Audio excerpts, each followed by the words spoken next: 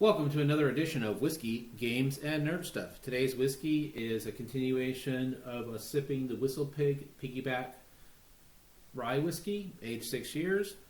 And today's nerd game stuff is going to be, the picture is going to be the Brothers' War for Magic the Gathering. And the discussion will be a little bit about this, but I'm going to kind of go off on a little soapbox tangent, so please bear with me. I may or may not open this, so if anybody who was watching this video to see if I was going to do a box opening, most likely it's not going to happen. You're just going to listen to me rant for a couple minutes, and no, it's most likely not going to be about Hasbro's fireside chat today, Magic 30th edition, or anything of that nature.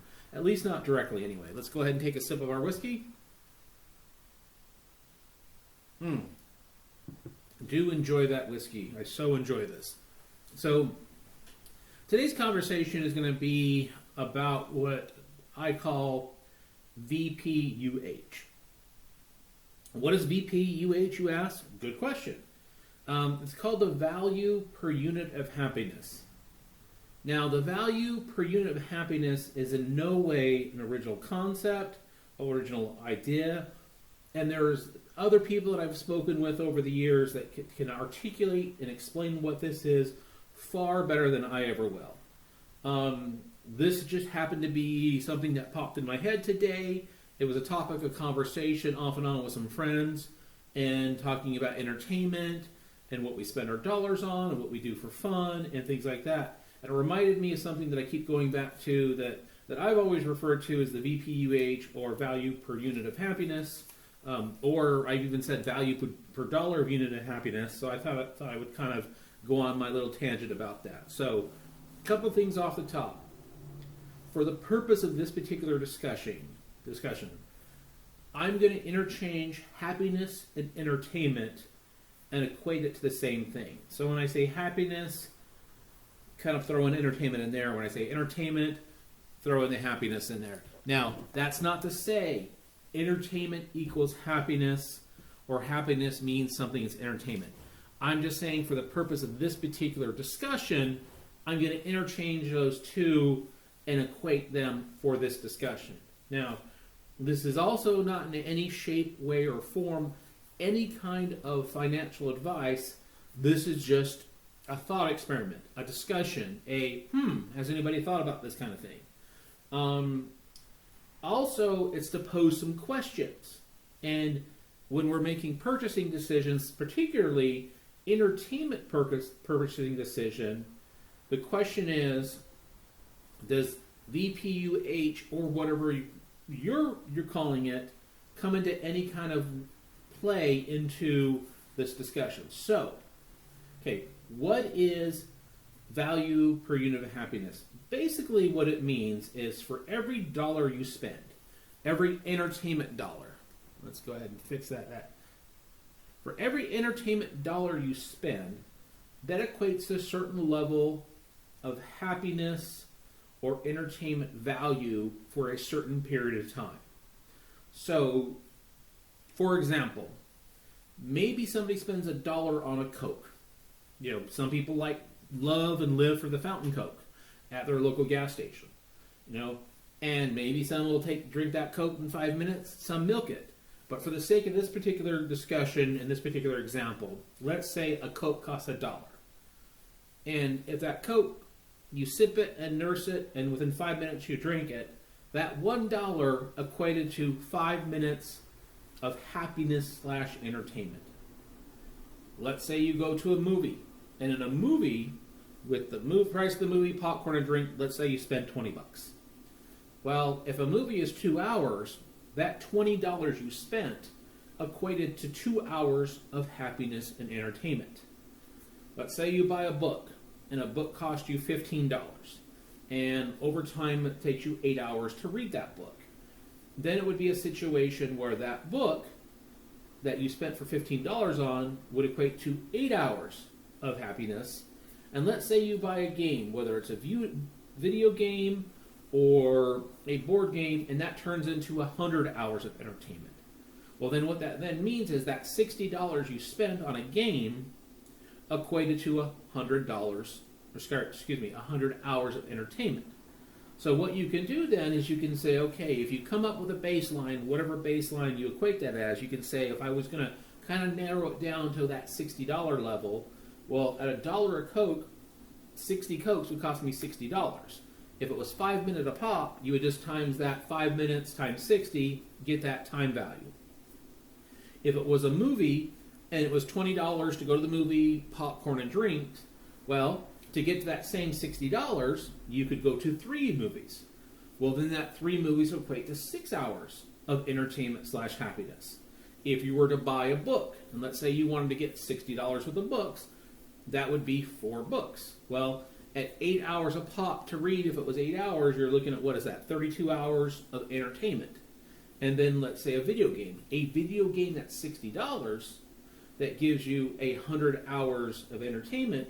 Well, then that $60 equates to that 100 hours of entertainment. Well, what you can then do is take those equals, what was $60 for each segment, and then you can actually divide that down if you wanted to say, if I were to divide that down per hour, per minute, whatever that length of segment time is, this particular purchasing dollar equates to X amount of time of entertainment. A question that I often come up is, when you are making purchasing decisions, does anybody equate or in their mind or think about what does this dollar bring as far as entertainment or happiness? Now again, keep in mind, we're focusing this discussion primarily on entertainment dollars. Obviously, if you have to go to a doctor and pay X amount for a doctor appointment, that's not always going to equate to entertainment and happiness. It's just a bill you got to pay, right? Or your electric bill or things like that. The question I have is, do those listening to this, do they have their version of when they want to go out there and buy golf clubs, for example, or a new golf club? Maybe they need a new driver or a new putter. How much entertainment, happiness value are they going to get for that? And when they're looking at different purchasing decisions, is that taken into account? Another question is, should you even take that into account? Should we be looking at, if I purchase something, how long is that going to last? What entertainment value I'm going to get? And go down that thought chain. The other thing is how would you account for the physical and mental benefits that particular purchasing decision would make? So, for example, you could take this box, right? This box of magic cards, or you can take the golf club example. Maybe that particular golf club that you're buying, that particular putter, that driver, gets to the point where you want to go outside more and you want to golf more and you feel better more, and because you're out there and you're relieving that stress, because that's what golf does for you, that has a certain mental and physical benefit. So how would you equate, or should you even equate, those mental and physical benefits in this equation of value per unit of happiness? The other question is, what if something you buy goes up in value? So for example, a starter box of magic cards, Butter's War, one of the newer sets. This, depending on where you buy it, what discounts, etc., you can go anywhere. We'll say it's $100. We'll just call it $100. So let's say this is $100 right now. Now, over time, often sealed magic products will go up in value. You can go look at different boxes. For those watching this video, Google how much does an alpha or beta booster box worth. How much is it worth? You'll be shocked. How much, even Fallen Empires. Fallen Empires was one of those, overprinted games back in the day that they couldn't give away. Look at how much those boxes are. It's very possible, and again, this is not financial advice, but it's very possible that this particular box could go up in value 4 or 5% a year, depending on the box. You can go back up, and there's people that do this who do flip and look at and invest heavily in trading card games and product. In fact, there's a particular YouTube out there that I listen to a lot. People either love him or hate him. It's Alpha Investments, Rudy. He has a plethora of videos that discuss the collectible and investment side of TCGs. Now, he's got a ton of videos that can talk about this stuff better than I've seen anybody online. And you either like him or you don't. I particularly like him. I enjoy his videos. I probably watch him every day.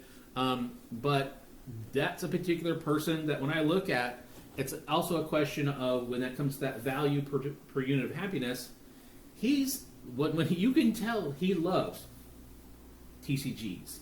He loves cardboards. That's in his blood. That's his thing. He enjoys it. So a question that I'm posing out there or just bringing up is this value per unit of happiness. Is this something that's real? Is it, what do we call it? Again, other people, it's not original. It's not by far. People can articulate this much better than I will. But when I'm looking at this particular box right now, I paid a set price for it, just like I paid a set price for this whiskey, which is delicious, by the way. You know, this whiskey will last a certain amount of time. What's also going to be in there is when I share this whiskey with friends, you're adding to that value. When I open this box, I can sit on it and I can put it in a tote and I can put it there for 20 years and it could raise in value. And I can put this on a shelf, look at it, and get an enjoyment just from looking at it. I can open it, and I might find that the cards in here individually are worth more than what I paid for it, and then flip it and make some money. Or I can open up the cards and put them in nice little sleeves, put them in a binder, and enjoy looking at those cards over the years. I've got cards that I have purchased 30 years ago that are in binders that I paid $2 or $3 to buy, and I've had them for 30 years. You know, I've looked at them, I've played with them, you know, I've talked to friends about them. You know, how do you equate that value over time? But this was just something that came in my mind today. Again, it was also from conversations over the last couple of days. It was something that I just it was on my mind. I felt in a ranty mood, a soapbox mood, you know, and it was one of those things I thought I would share with this group. I would love to hear everybody's comments on this. Would love to hear, you know, what have you heard this called? How do you consider it? How do you word it? What do you think about it when you're out there making purchasing decisions? What is that one thing that you know when you buy and you spend your entertainment budget, your dollars on, that you get far more that value per unit of happiness out of anything else? You know, is it the golf club? Is it a book? Is it a TV? Is it, you know, a tablet? Is it a bottle of whiskey? Is it a football that you want to toss with your kids? Is it skate? You know, whatever it is. I'd love to hear what people's comments are, what you think about it, and I would love to hear what are those things that you're buying, especially with the holiday season coming up. When you're out there purchasing something for yourself or loved ones, is this something you kind of take into consideration? And again, that purchasing dollar, that value per unit of happiness, when you buy somebody a gift, yeah, you've spent that dollar, but if you know that it brings them a certain amount of joy and happiness for weeks, months, years to come, how do you equate that? How do you value that? How do you measure that? Well, again, this is just kind of a little soapbox. I'll probably save this to open another video. Please like, subscribe, comment, all that fun stuff. I truly do appreciate everybody taking the time to watch these videos. And until next time, cheers.